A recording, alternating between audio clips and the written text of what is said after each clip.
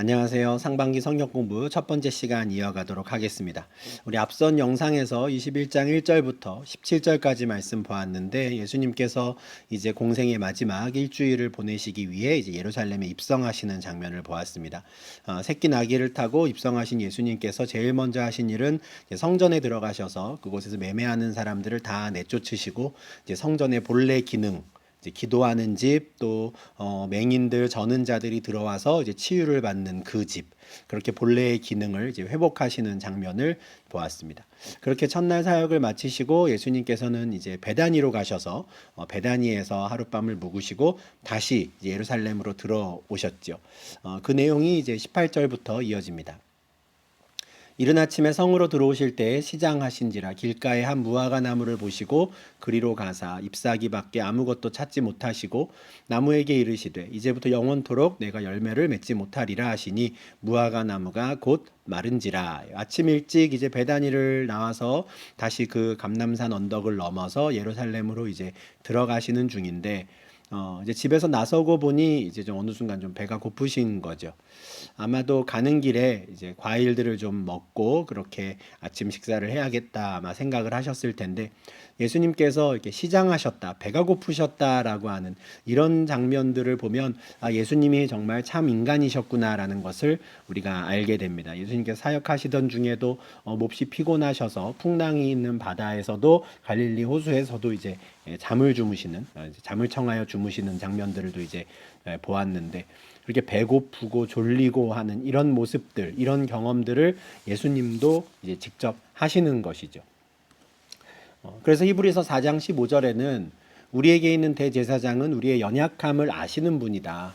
우리의 연약함을 동정하실 수 있는 분이다라는 말씀이 있습니다. 우리와 똑같이 시험을 받으셨다. 배고프셨고 또 피곤하셨고 우리가 마음속에서 씨름하는 그 수많은 감정들, 여러 상황들을 직접 겪으셨다는 겁니다. 그러나 죄는 없으시지요. 잉태의 순간부터 성령 하나님에 의해 잉태되셨고 늘 성령 하나님과 함께 동행하셨기 때문에 그 모든 시험을 이기신 분이 바로 우리의 대제사장 예수십니다. 그래서 우리 연약함을 아시기 때문에 우리의 완벽한 변호인, 완벽한 우리의 대변자가 될 수 있는 것이죠. 이게 참 귀한 말씀인데 예수님께서 이렇게 시장하셨다라고 하는 이런 표현들을 보면 우리 연약함을 동정하시는 분이지라는 것을 기억하실 수 있으면 좋겠습니다. 그렇게 배가 고프신 예수님께서 이제 길을 가다가 어떤 무화과 나무를 보셨어요. 근데 그 무화과 나무의 잎사귀가 굉장히 좀 많았던 것 같습니다. 그러다 보니 그곳에 가서 먹을 것을 찾으신 거예요. 나무에게서. 여기서 찾는 이 열매는 진짜 열매는 아니고요.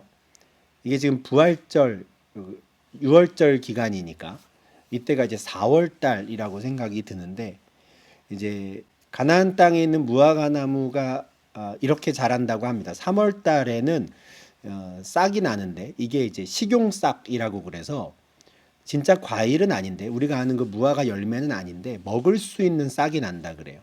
그게 3월에 나고 그리고 4월에 잎사귀가 무성해지고 이제 5월 달이 되면 우리가 아는 그 무화과 열매가 맺히는 것이죠. 그러니까 일단 잎사귀가 있으니 그 무화과 열매가 있을 것이다를 기대하셨던 건 아니고요. 그 앞에 3월 달에 맺혀져야 되는 그 먹을 수 있는 싹이 있을 것이다라고 기대하고 가셨던 거예요. 그런데 잎사귀는 무성한데 아무 먹을 게 없는 것이죠. 그 무화과 나무가. 그래서 예수님께서 이렇게 말씀하십니다. 이제부터 영원토록 내가 열매를 맺지 못하리라. 저주의 말씀을 하세요. 그러니 실제로 무화과 나무가 다 말라 죽어버리는 겁니다. 굉장히 과격해 보이기도 하고요. 사실은 진짜 정식으로 열매를 맺는 때도 아닌데 그 식용 싹이 없다고 해서 이렇게까지 하실 일인가라는 생각도 또 드는 장면입니다. 제자들도 굉장히 이상하게 여겨요. 예수님 왜 이러시지? 제자들이 보고 이상히 여겼어요. 왜 무화과 나무가 이렇게 다 말라버렸습니까? 왜 예수님 이렇게 하셨습니까? 이런 거죠. 근데 이에 대한 예수님의 대답도 굉장히 이상합니다. 뭐라고 대답하시냐면 내가 진실로 너희에게 이르노니 만일 너희가 믿음이 있고 의심하지 아니하면 이 무화과 나무에게 된 이런 일만 할 뿐 아니라 이 산더러 들려 바다에 던져지라 하여도 될 것이요 너희가 기도할 때 무엇이든지 믿고 구하는 것은 다 받으리라 이렇게 말씀을 하신다는 거예요. 대화가 좀 이상하죠. 예수님께서 무화과 나무에게서 뭔가 먹을 걸 찾으러 가셨는데 잎사귀만 많아서 저주하셔서 말라 죽게 하셨어요.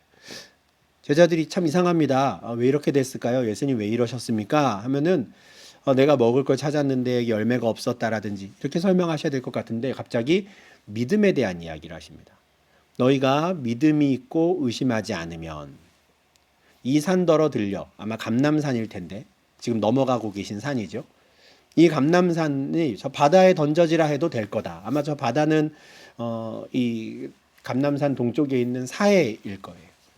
감람산 보고 저 사해에 빠져라, 바다에 빠져라라고 해도 될 거다라는.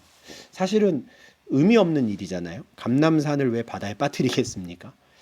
예수님께서 이제 그런 극단적인 과장법을 통해서 너희가 기도할 때 무엇이든지 믿고 구하는 건 다 받을 거야 라는 말씀을 하시는 거예요. 이게 참 이상한 겁니다. 무화과 나무가 왜 말랐습니까를 물었는데 믿음에 대해 이야기하시고 의심하지 말라 그러시고 믿고 구하라 하시고 그러면 다 받는다 하시고 예수님께서 지금 하시는 이 말씀은 굉장히 상징적인 언어들로 되어 있습니다. 일단 우리가 바로 전날 있었던 예수님께서 전날 하셨던 사역을 한번 생각해 보면 좋겠습니다. 예수님께서 성전에 들어가셨을 때 그 성전 안이 시장통이었어요. 시장통이었죠.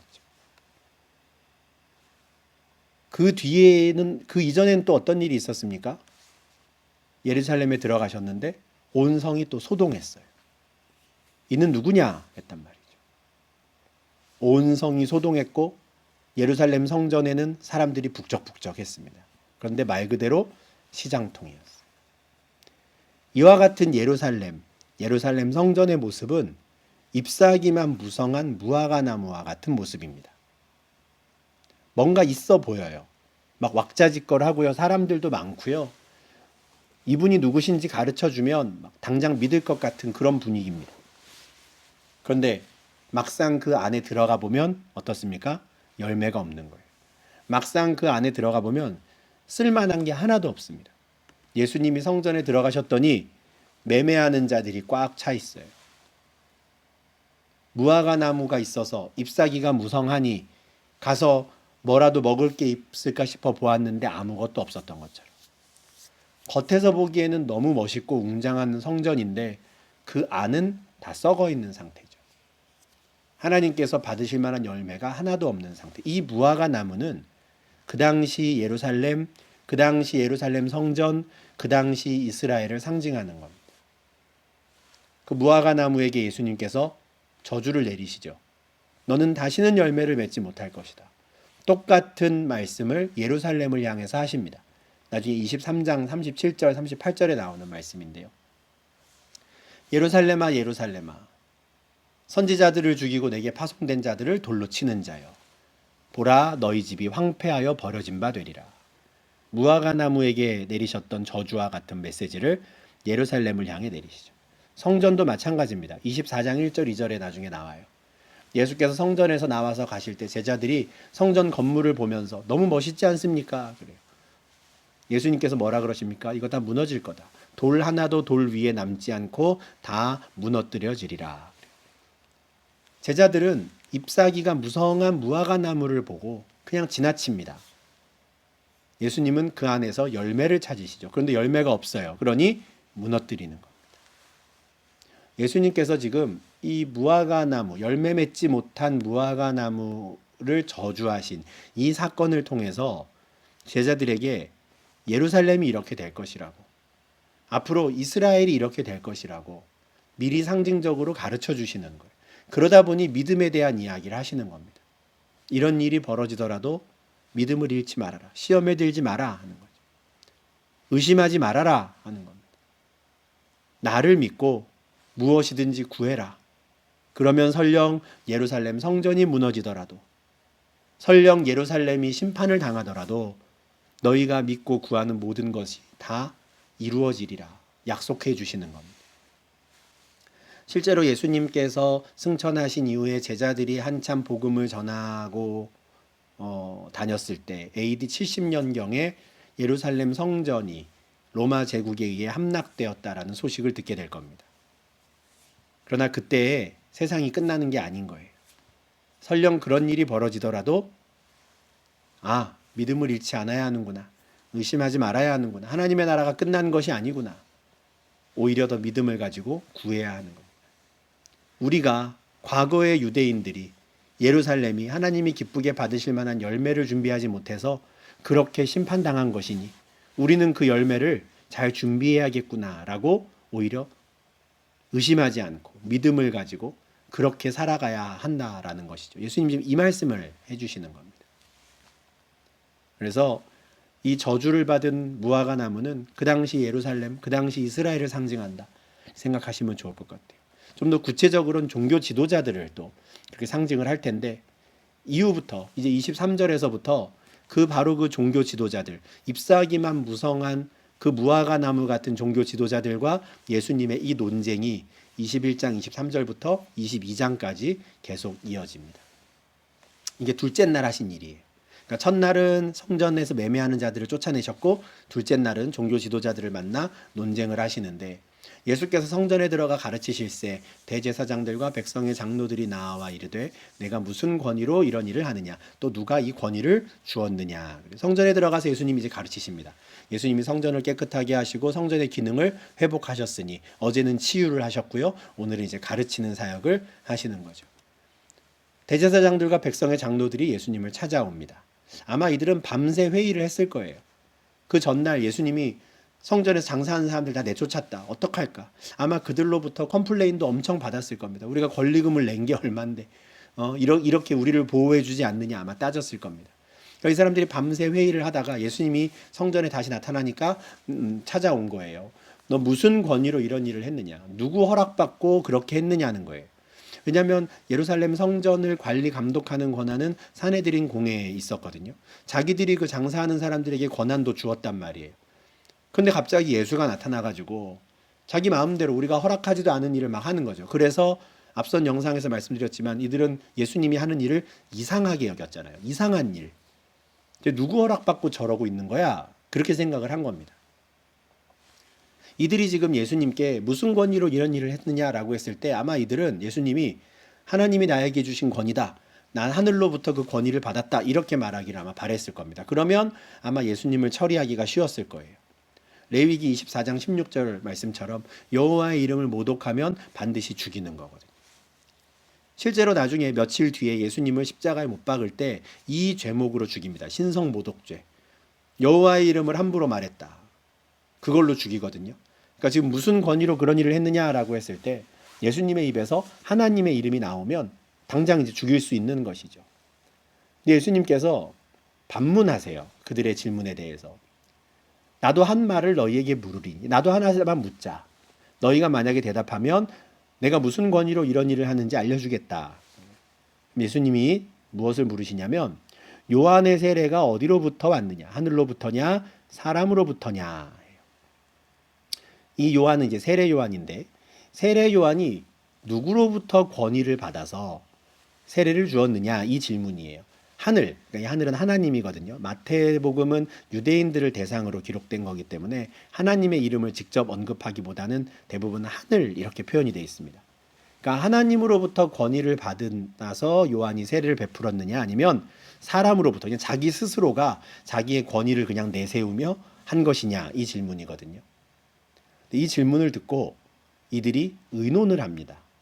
의논한다는 것 자체가 지금 예수님을 찾아와서 무슨 권위로 이렇게 하느냐라고 물은 거에 의도가 있다는 거죠. 만약에 개인적인 궁금함이었다면 그냥 각자 의견을 말하면 되거든요. 나는 하늘로부터 왔다고 생각합니다. 나는 뭐 사람으로부터 왔다고 생각합니다. 이러면 되는데 이들이 의논하는 거예요. 그러니까 뭔가 꿍꿍이가 있는 것이죠. 의논의 내용이 이렇습니다. 만일 하늘로부터라 하면 어찌 그를 믿지 아니하였느냐 할 것이요. 하나님으로부터 권위를 받아서 요한이 세례를 주었지라고 하면 너 왜 그런데 나를 믿지 않느냐? 이렇게 예수님이 대답할 거라는 거예요. 왜냐하면 세례 요한은 예수님을 하나님의 어린 양이라고 일찌감치 선포했거든요. 저 사람이 우리의 메시아라고 일찌감치 선포했습니다.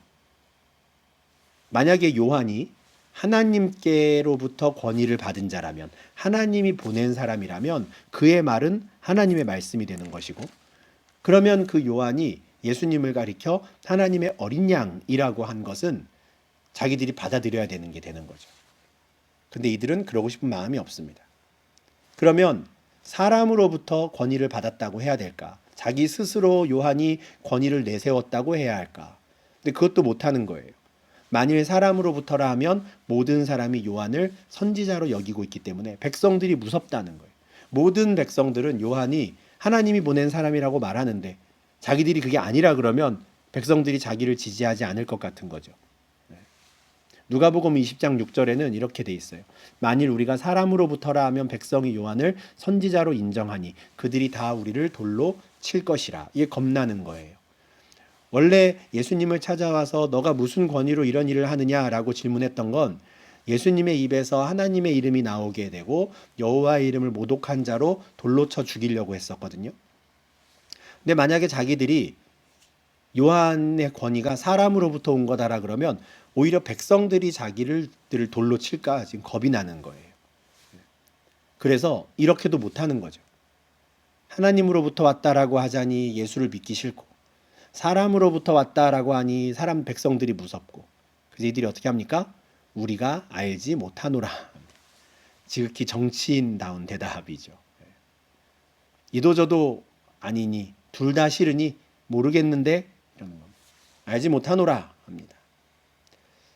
그러자 예수님께서 그럼 나도 너희에게 내가 무슨 권위로 이런 일을 하는지 말하지 않겠다. 아마 그들 입장에서 할 말이 없었을 겁니다. 자기들도 그 예수님의 질문에 대답하지 않겠다 했으니 뭐 예수님께서 그럼 나도 대답하지 않겠다 하는 거에 대해서 할 말이 없었겠죠. 근데 예수님께서 자기를 찾아와서 이렇게 권위의 문제를 가지고 도전하는 사람들의 대화를 이걸로 끝내지 않으십니다. 이들을 앞에 두고 비유를 들려주세요. 우리 다음 주에 보게 될 22장에 있는 비유까지 생각을 하면 연이어 3개의 비유를 연달아 말씀을 하시는데 이 3개의 비유가 다 앞에서 이 비유를 듣고 있는 종교 지도자들을 염두에 두고 그들을 향해 하시는 말씀입니다. 첫 번째 비유는 두 아들의 비유예요. 28절 29절입니다. 그러나 너희 생각에는 어떠하냐? 어떤 사람에게 두 아들이 있는데 맏아들에게 가서 이르되 예 오늘 포도원에 가서 일하라 하니 대답하여 이르되 아버지여 가겠나이다 하더니 가지 아니하고.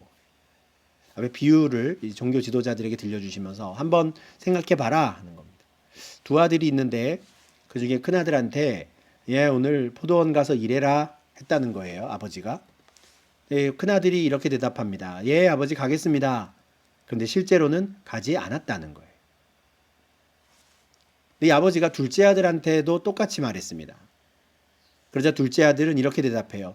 실소이다. 싫은데요? 가기 싫은데요? 했어요. 근데 그랬다가 그 후에 뉘우치고 갔다 하는 겁니다. 이게 짧은 비유예요. 큰아들은 가겠습니다 하고 안 갔고 둘째 아들은 싫은데요 했다가 갔다는 거예요. 예수님의 질문은 이겁니다. 그러면 이 둘 중에 누가 아버지의 뜻대로 하였느냐? 너희 듣고 한번 생각해봐라. 이 대제사장들과 백성의 장로들이 정답을 말합니다. 둘째 아들이지요. 너무 당연한 거 아닙니까? 이들도 정답을 알고 있었어요. 말로만 대답을 잘한다고 되는 게 아니라는 걸. 실제로는 행동을 하는 사람이 아버지의 뜻대로 행하는 자들이라는 것을 알고 있었습니다. 예수님께서 그들에게 이렇게 대답하시죠. 내가 진실로 너희에게 이르노니 세리들과 창녀들이 너희보다 먼저 하나님의 나라에 들어가리라. 세리들과 창녀들이 이 비유 속의 둘째 아들인 겁니다. 너희들, 대제사장들과 백성의 장로들이 비유 속의 맏아들, 첫째 아들인 거예요. 너희들은 예 알겠습니다 하고 하지 않았다. 근데 세리들과 창녀들은 어떻습니까? 안 한다고 했었는데 뉘우치고 한다는 거예요. 했다는 거예요. 그러면 세리와 창녀들이 너희보다 먼저 하나님 나라 들어간다는 거예요. 굉장히 자존심 상하는, 용납할 수 없는 말일 텐데, 나중에 23장에서 예수님께서 이 종교 지도자들을 향해서 정말 냉혹한 책망을 하십니다. 근데 그 책망의 내용 중에 이게 있어요. 23장 3절입니다. 서기관들과 바리새인들이 모세의 자리에 앉았으니 그러므로 무엇이든지 그들이 말하는 바는 행하고 지키되 그들이 하는 행위는 본받지 말라. 그들은 말만 하고 행하지 아니하는 자들이다. 서기관들과 바리새인들, 이 종교 지도자들, 산헤드린 공회원들이죠. 그들이 가르치는 자리에 있어요. 근데 그들의 가르침을 듣고 그냥 말하는 것만 따르라는 거예요. 그들이 하는 행위는 본받지 마라. 왜냐? 그들은 말만 하고 행하지 않으니까. 그들은 비유 속에 맏아들이니까. 예, 알겠습니다 하고 하지 않으니까. 그들의 행동을 따라했다가는 하나님 뜻대로 행할 수가 없으니 그렇게 하지 말아라. 32절에서 예수님께서 요한이 의회도로 너희에게 왔거늘 너희는 그를 믿지 않았다 책망하세요. 세례 요한이죠. 이들은 세례 요한도 하나님께로부터 왔다라는 걸, 하나님의 권위를 받은 자라는 걸 인정하기 싫었어요. 완악한 자들이죠. 그를 인정하지 않고 믿지 않았어요. 백성들은 다 요한을 인정하고 믿었는데 그들은 믿지 않았어요. 그들은 거부했으나 세리와 창녀는 믿었습니다. 그리고 뉘우쳤어요. 그리고 돌이켰단 말이죠. 그러니 둘째 아들이 아버지의 뜻대로 행한 아들이었던 것처럼 세리와 창녀들이 오히려 아버지의 뜻대로 행한 자들이 되어서 하나님 나라에 먼저 들어갑니다. 그러나 대답은 잘했으나 끝까지 행동은 하지 않은 너희들은 끝내 뉘우치지도 않고 믿지도 않았으니 너희는 나중되었다 말하는 겁니다. 먼저 된 자가 나중되고 나중된 자가 먼저 되는 것이죠. 연이어 예수님께서 두 번째 비유를 또 들려주십니다. 다른 한 비유를 들으라. 한 집 주인이 포도원을 만들어 산 울타리로 두르고 거기에 즙자는 틀을 만들고 망대를 짓고 농부들에게 세로 주고 타국에 갔다. 이런 비유예요. 이번에는 어떤 주인이 포도원을 만들었습니다. 잘 만들었어요. 산 울타리 둘러서 경계를 확실히 하고 그곳에 이제 포도주를 만들 수 있는 틀도 만들고 감시할 수 있는, 관리할 수 있는 망대도 짓고 잘 준비를 해놓고 이 포도원을 경작할 소작농들을 채용합니다. 그리고 계약을 맺는 거죠. 수확량의 얼마를 세금으로 나에게 주면 약속대로 나머지는 당신들이 하시오. 그렇게 맡겨놓고 다른 나라로 갔어요. 이게 비유입니다. 이 포도원을 지금 예수님께서는 이스라엘이라고 지금 생각을 하실 거예요. 이것은 종교 지도자들에게도 굉장히 익숙한 비유입니다. 이사야 5장 1절에 보면 포도원의 비유가 있어요. 하나님의 말씀이죠. 내가 사랑하는 자에게 포도원이 있다. 심히 기름진 산에 땅을 파서 돌을 제하고 진짜 좋은 극상품 포도나무를 내가 심었다. 이스라엘입니다. 가나안 땅에 극상품 포도나무인 이스라엘을 심은 것이죠. 망대를 세우고 수울틀을 팠어요. 앞에 예수님이 들려주신 두 번째 비유와 좀 비슷한 상황이죠. 그렇게 좋은 포도원을 만들고 좋은 포도나무를 심고 당연히 주인으로서는 어떻습니까? 좋은 포도 맺기를 바래요. 그러나 이스라엘은 그러지 않았거든요. 들포도를 맺었죠. 이게 구약시대 때 이사야 선지자를 통해서 하나님께서 이스라엘을 책망하셨던 내용인데 지금 예수님이 이 땅에 계셨던 그 1세기에도 이스라엘의 상황이 별로 다르지 않았던 겁니다. 앞서 말씀드린 대로 잎사귀가 무성한 무화과 나무인 것처럼 겉보기엔 그럴듯한데 열매가 없어요. 좋은 포도 맺기를 바랬으나 그들이 맺은 열매는 들포도였던, 그게 지금의 이스라엘입니다. 그걸 지금 또 비유로 말씀해 주시는 거예요. 타국으로 간 그 주인이 계산을 해보니 이제 열매 거둘 때가 다 됐어요. 그래서 계약대로 열매를 받으려고 종들을 농부들에게 보냈습니다. 소작농에게 보냈죠. 그러나 그 소작농들이 어떻게 합니까? 열매를 받으러 온 종들을 잡아서 하나는 심히 때리고 하나는 죽이고 하나는 돌로 쳤어요. 악한 자들임이 드러나는 겁니다. 약속대로 예, 그렇게 하겠습니다 한 대로 그에 합당한 열매를 보내야 되는데, 세를 바쳐야 되는데 그렇게 하지 않고 대답만 잘 해놓고 세금 바치는 것을, 열매 바치는 걸 거부하였죠. 말로만이 아니라 행동으로 극심히 거절했습니다. 심히 때리고 종들을 죽이고 돌로 쳤어요. 타국에 있던 주인이 자기가 보낸 종들이 돌아오지 않으니 다른 종들을 더 많이 보냈습니다. 그런데 이번에도 그 소작농들이 똑같이 하는 거예요. 그들을 잡아서 때리고 죽이고 돌로 칩니다.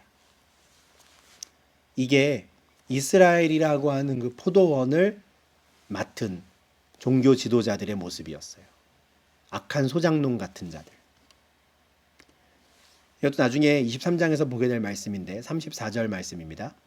내가 너희에게 선지자들과 지혜 있는 자들과 서기관들을 보내매 너희가 그 중에서 덜어는 죽이거나 십자가에 못 박고 그 중에서 덜어는 너희 회당에서 채찍질하고 이 동네에서 저 동네로 따라다니며 박해하리라.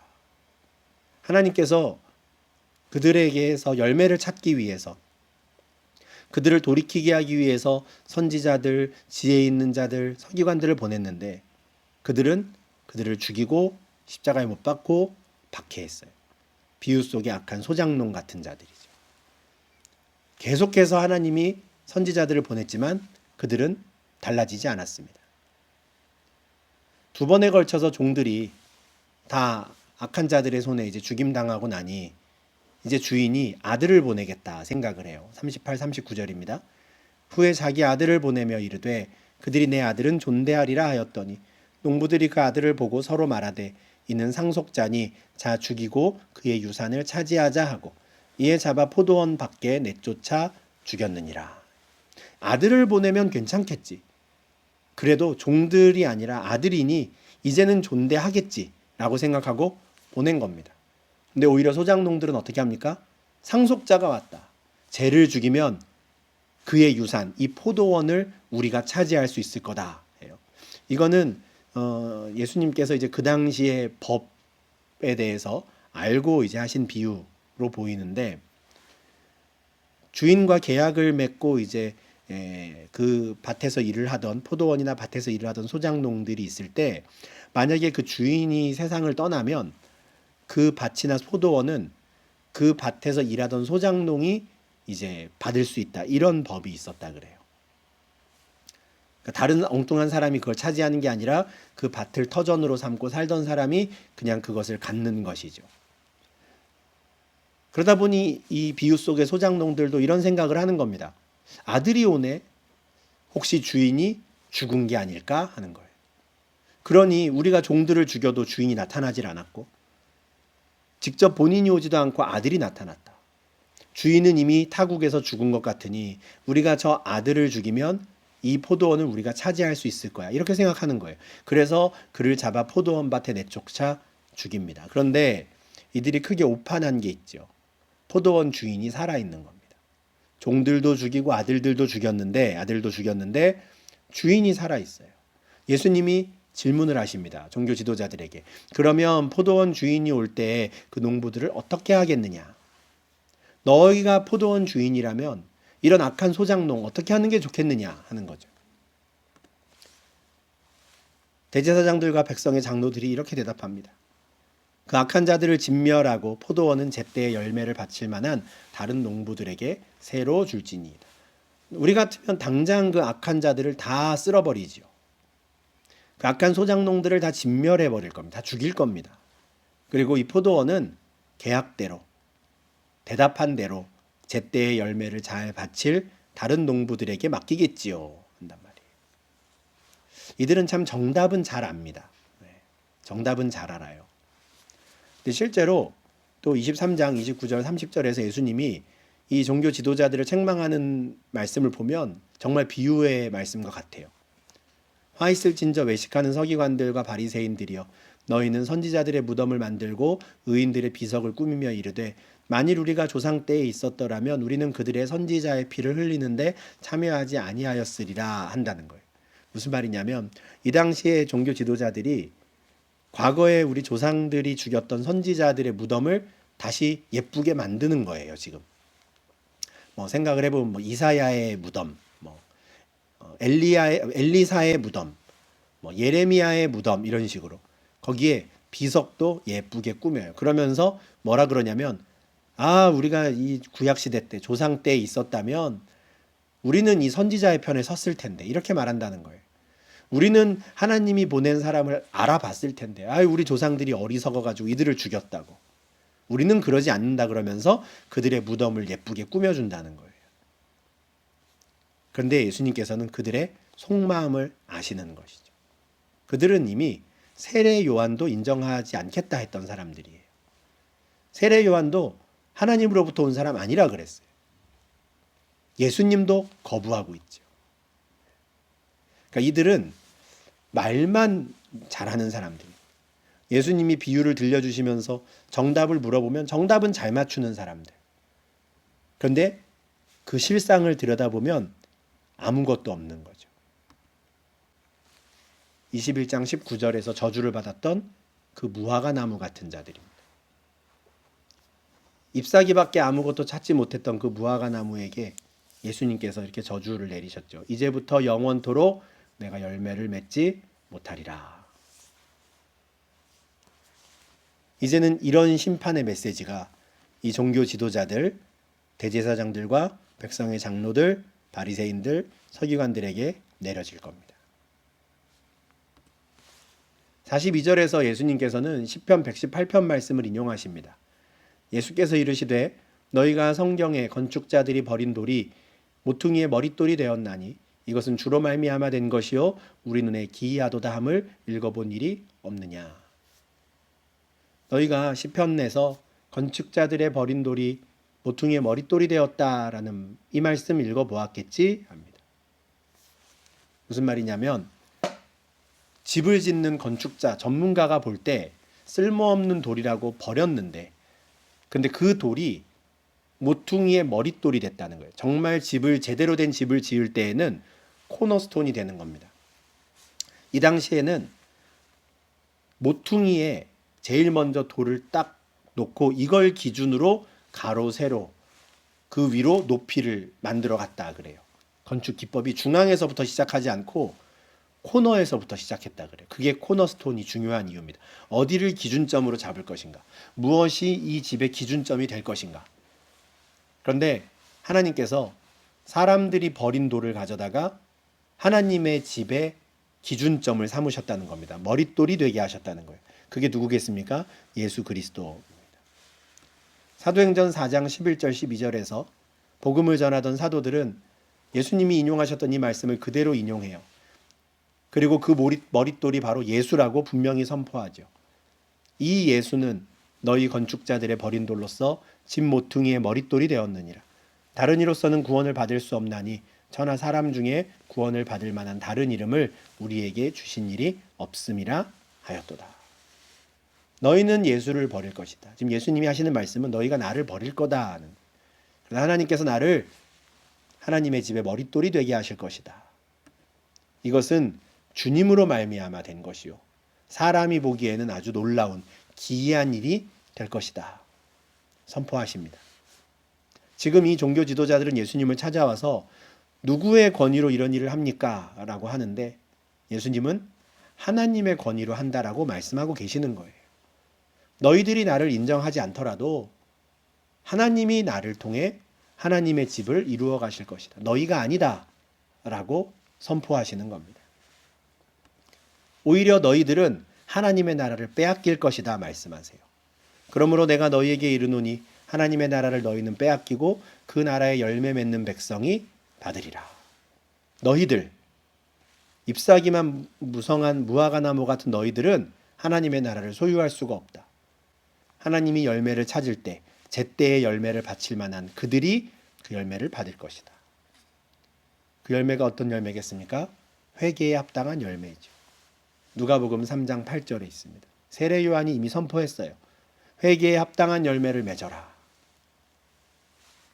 설령 처음에는 하나님 말씀을 거부했더라도, 설령 처음에는 하나님 말씀을 듣고 싫은데요 라고 대답했더라도 돌이켜 뉘우치라는 거예요.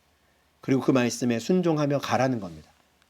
아까 첫 번째 비유의 둘째 아들처럼 처음엔 싫은데요 했다가 이후에 뉘우치고 갔잖아요. 그가 끝내는 하나님의 뜻대로 아버지 뜻대로 행한 자라고 인정받는 것처럼 처음에는 아니었어도 괜찮습니다. 돌이키고 회개에 합당한 열매를 맺는다면 그가 하나님의 나라를 차지한다라는 거예요.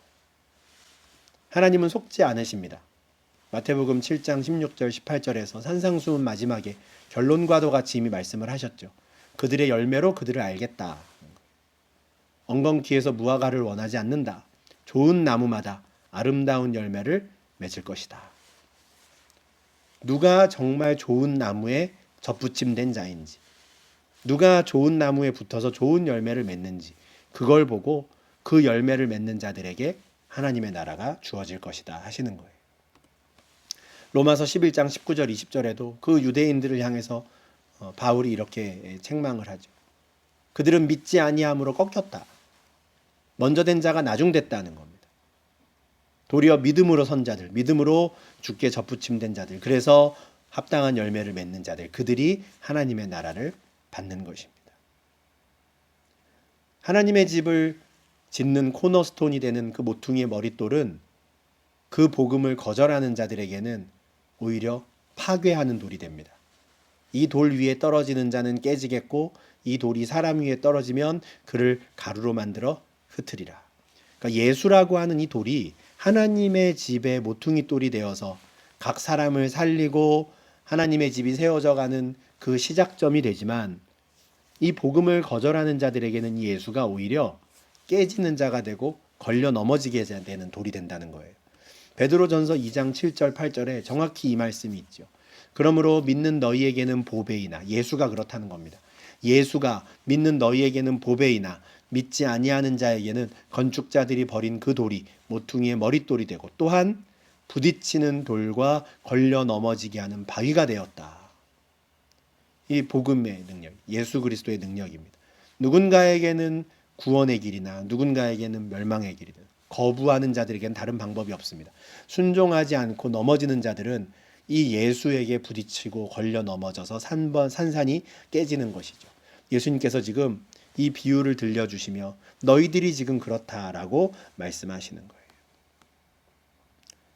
이 두 번의 비유를 들으니 종교 지도자들이 너무 화가 났습니다. 대제사장들과 바리새인들이 예수의 비유를 듣고 자기들을 가리켜 말씀하신 줄 알고 잡고자 하나 우리를 무서워하니 이는 그들이 예수를 선지자로 알미었더라.